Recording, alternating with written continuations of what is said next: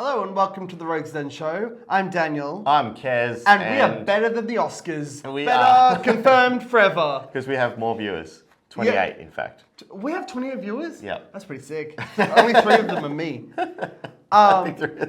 Yeah, so... we can't afford a little number 4 or 5 this week, or whatever we're up to, because we spent it all on that 3.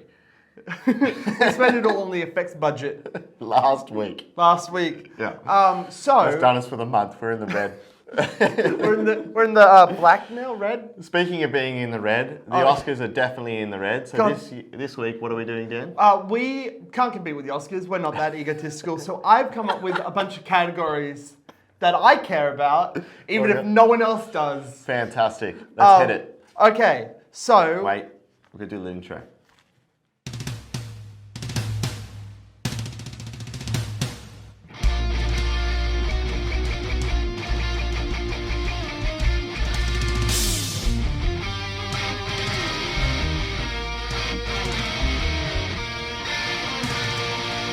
Okay, that was the intro. Okay, cool. All right, so these are some random categories that I have. This is fantastic. I have best movie that you didn't realize was a sequel or remake to another movie. Okay. And your nominations are... Hit it. Shape of Water for Hellboy. Oh, that is definitely the sequel to Hellboy. Yeah, it's Abe Sapien. It's made by the same director, same actor. He's playing another fish man. Yeah. It's going to be hard to compete with that. But we have Begin Again with A Star Is Born. Someone saw A Star Is Born. It's like, what if? Happy ending. What about Fast and Furious 9 is a sequel to Moonraker? Okay, I'm going to need a new nominee. Got to cross this out. Write that down. Who's the winner? And we have Puss in Boots with Mask of Zorro, probably my favorite movie, but might not win this category, is V for Vendetta, is 1984, and Batman. Yes. It's both of those. Yes, it is. It is, 100%. I mean, they're both great comics, so that speaks for themselves. And the winner is Shape of Water with Hellboy. Because same director, same actor, same premise. It's basically a prequel to Hellboy. Before he went to there. It's the same movie, really. It's the same movie. Without a big red guy. Yeah. I mean, think about it. Abe Sapien has like two people that he meets with weird hands that give him that mess with him. There's a guy, there's cats that are in danger. Yep. Guillermo del Toro is directing it. Yep. It's the same runtime. Yep. It is the same movie. It is. Confirmed. It even says Hellboy in the title. I mean, no, it doesn't. It says Hellboy like underneath. It says Shape of Water. Secretly Hellboy. Yeah, secretly Hellboy 3. All right, cool. Next, we have Rachel McAdams' best relationship with a time traveler. We have Midnight in Paris, Doctor Strange, The Time Traveler's Wife, That's so true. and About Time. Midnight in Paris is disqualified for being a terrible relationship. They need to break up immediately. Because it was a Woody Allen film? Nope. But the winner is, of course, About Time. Best movie ever made. About Time. Great movie. I love it. About time, that one. Oh. I can't believe that happened. I want to count Doctor Strange 2 so that I can have like top 5. Yeah, okay. But I can't believe that. That's an oddly specific typecast. Yeah. She needs to be a time traveler in her next movie. Yes. Like maybe they can do another remake of The Time Machine with Rachel McAdams this time. Get on it, Hollywood. All right, next. All right. I have...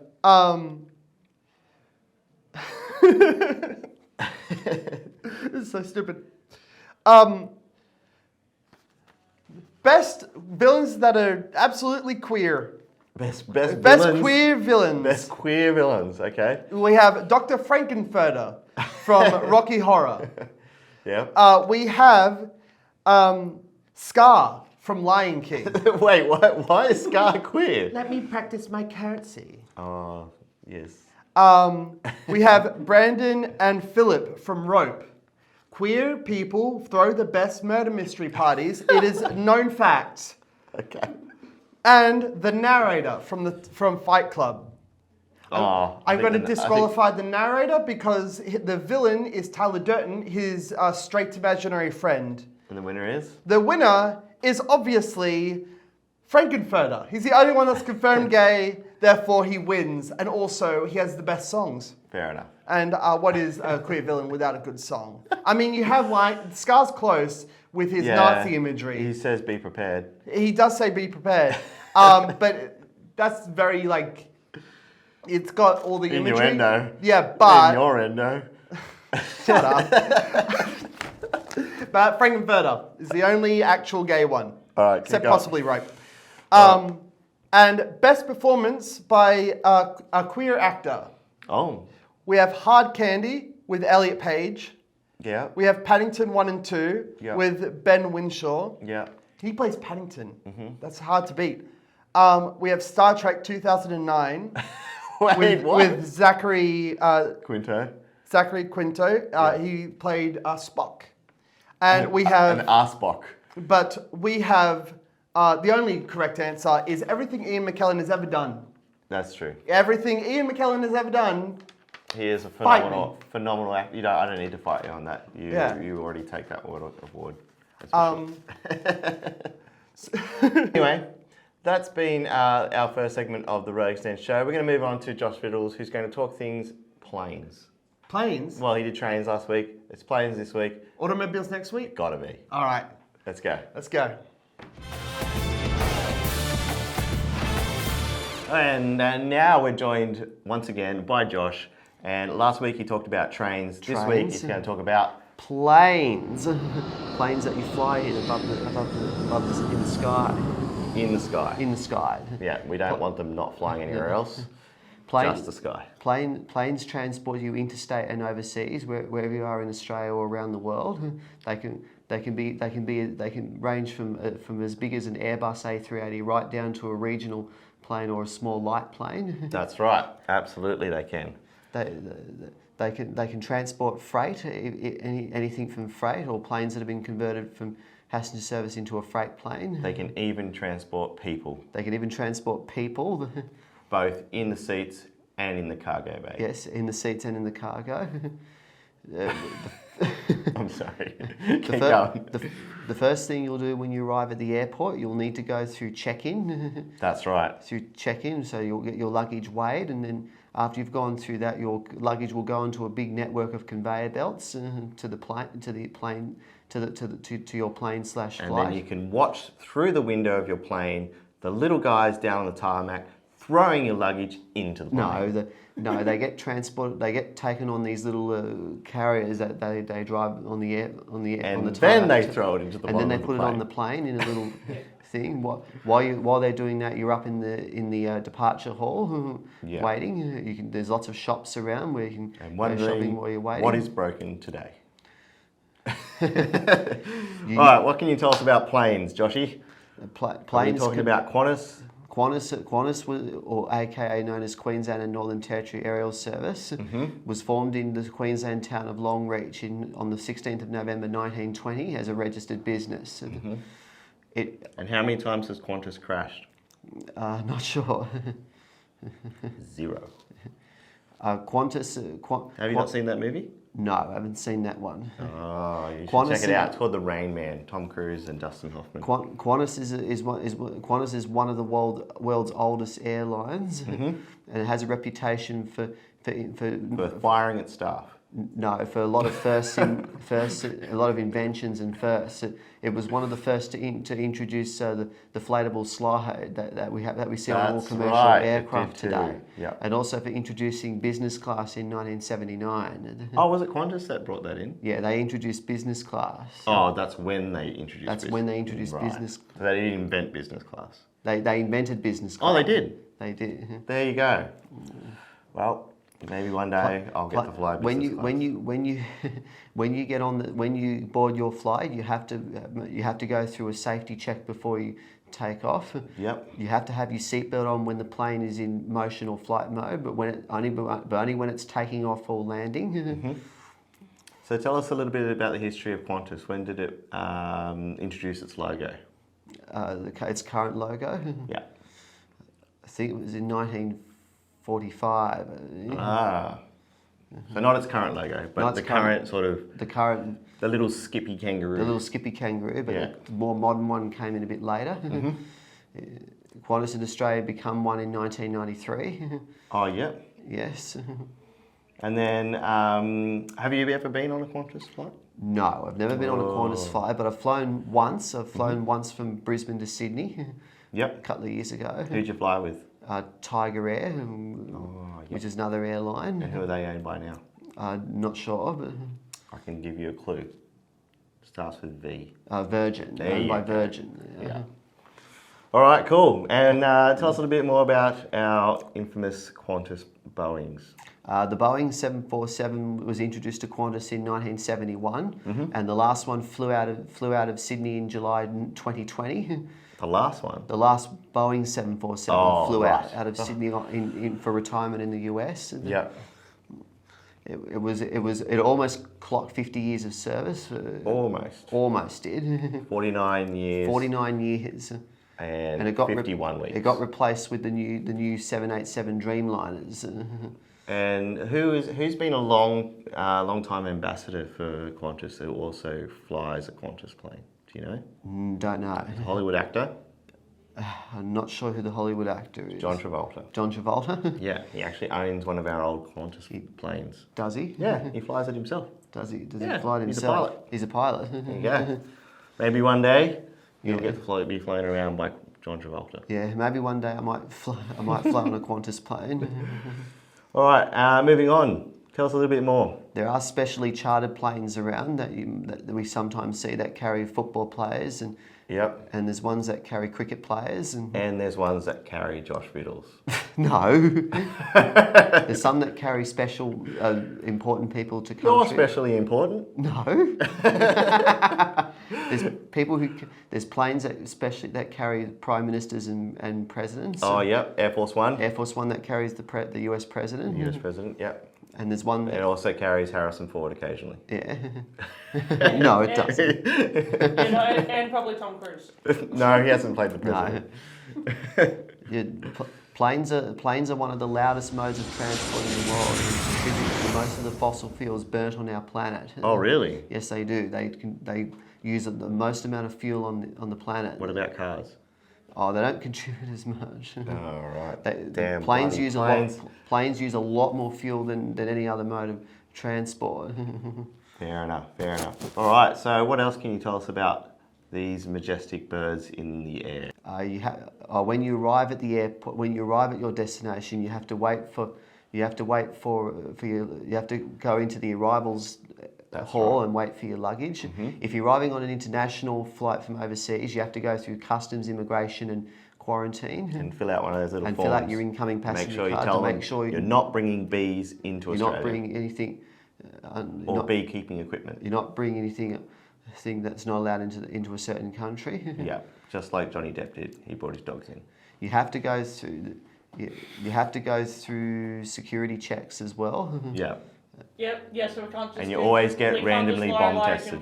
Oh, that's just me. Liar, and just jump on the luggage. All right, well, that's been our segment on planes. This is your captain speaking. It's a beautiful 24 degrees in Sydney today. Yes. And I hope you enjoy the rest of your day. Thanks for choosing Rogues Den Airways. Thank you. I'm Scott. I'm here with, Hi guys, I'm Adam. and today we're talking about a segment called Scott's All About Sports. And today we will be discussing round 5 of the 2022 NRL Premiership. Yes, the footy is back. What a big week in round 5. There's been a lot of games that have been big scores, little scores, and freaking shocking scores. We're going to start off with the Eagles and the Knights, 30-6. Eagle Rock, I think they call that one Scotty. Wow. What happened to the Knights? Listen, I watched the game, and to me, the Eagles were just on fire. They definitely started the year off a lot better than previous years. Newcastle seem to be finding themselves a bit. It's still early days though, but they've got something going on really good right now. I'm Just pretty no sure. Kalen Ponga. What's Well, Kalen was there. And he thinks he's a big star. But yeah, I think the Eagles deserve that win. Yeah. The next game, the Warriors over the Cowboys. Yeah, the Warriors. 25-24. Let's go on, Warriors. You know it's the Warriors' year this year. I've been saying that since 1995. Well, we're only round 5. Round 5, yeah. what Hey, a- mate, I'm claiming it, Scotty. It's my team. I'm happy Sean Johnson, our golden boy, he saved the day for us. I hope he'll be able to continue doing that for the rest of the year. You know, Sean Johnson is one of the key players in the Warriors. Yeah. Sean Kennedy, he did all right when he played with the Warriors. The next game is the Roosters over the Broncos, 24-20. No, that's not a wow. That's. It was a good game. Roosters could have done better, Yeah. in my opinion. Yeah. They've been having a lot of injuries. Yeah. Trent Robinson went down to COVID. Yeah. There's been a lot of injuries inside. Broncos could have played better, but what's your thoughts on that game, Adam? Broncos are still young. I definitely think they're still rebuilding. They've got a lot of young players in that team. But I think the errors that the Roosters made were forced on them because the Broncos' defense was a lot better. Let's see how they go next week. Yeah. The next game, the Storm over the Raiders, 30-16. Yeah. Wow. I think the Storm are slowly starting to catch Penrith. Yeah.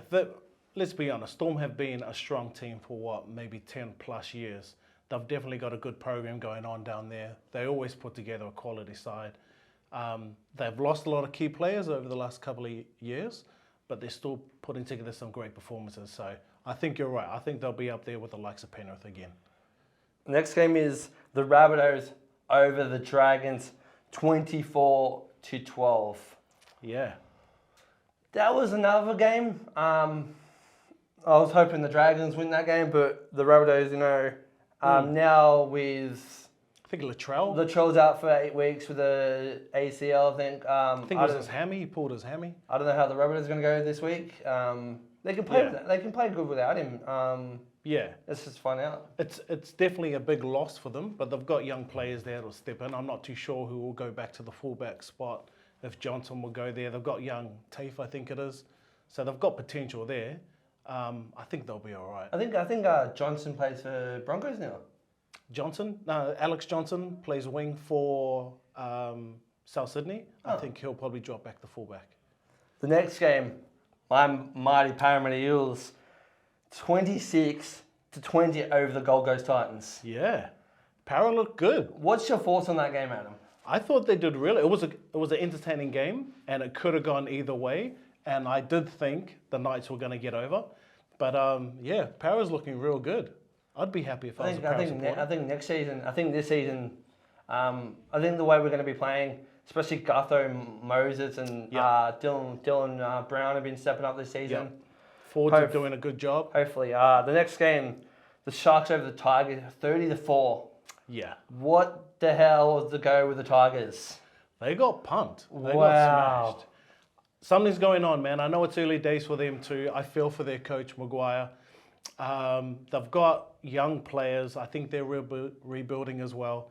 But the Sharks are too hot, man. I think they need to call Robbie Farah up or Benji Marshall just to come on the squad to give the young kids a kind of a look.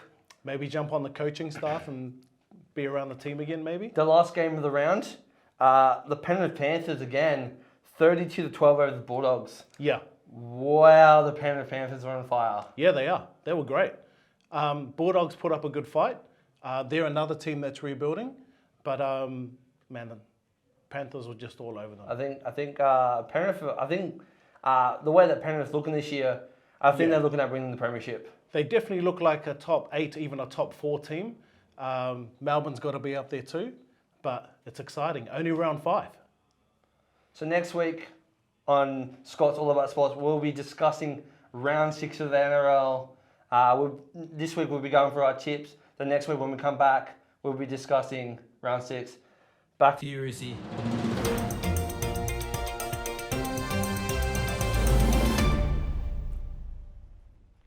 Thanks, Scott. Hello and welcome to Rusi's Corner. I'm Rusi Komatai, and for today's segment, an innovative concept for a diner, where you can eat American comfort food with a side of insults. Viral Ventures co-founders and directors Aidan Levin and James Farrell are known for their wide range of themed venues operating across the globe, such as the Wonderland Bar, the Big Bake, and Beyond Cinema, and have just recently introduced their first Karen's Diner restaurant in Australia on July 15th, 2021 in World Square, Sydney, New South Wales. Karen's Diner is a 1950s pop culture restaurant inspired by the notorious Karen persona in today's society that encourages customers and staff to bring out their inner Karen for tongue-in-cheek entertainment. Although customers can enjoy burgers, wings, shakes and cocktails, the menu also features vegetarian and vegan meals with complimentary, unpleasant mannerisms from the staff. Viral Ventures co-founder Ada Levin said, quote, "All of our concepts at Viral Ventures are designed to make sure people have fun and potentially try something they have never experienced before. Whether it's an immersive experience in our Wonderland Bar or being served by an angry Karens in our new Karen's Diner, we just want people to have fun, and this is our approach to all our venues and pop-ups around Australia." Viral Ventures have announced they've introduced a Karen's Diner in Melbourne, Australia. If you're looking for a delicious hot meal with fun games and terrible service, check out Karen's Diner. The venue states that ages 16 and under are to be supervised by a parent or guardian. So if you intend to rock up underage, expect to be kicked out by a Karen. Thank you for your time this week in joining Rusi's Corner. It's back to Dan now. Thank you for listening to the Rogues Den show this week. Or not listening if you don't have ears. If you don't have ears, we have subtitles now. No, I'm not doing that. We don't have subtitles. Screw your ears. That's a lot of work. All right, we'll catch you next week for more of the Rogues Den show. If you want to be on the show, or make sure you please like and subscribe down the bottom there in wherever it is on your browser or mobile phone or whatever it is that you're using to view this show, and we greatly appreciate it. Leave us a comment. We'll catch you all next week. Bye.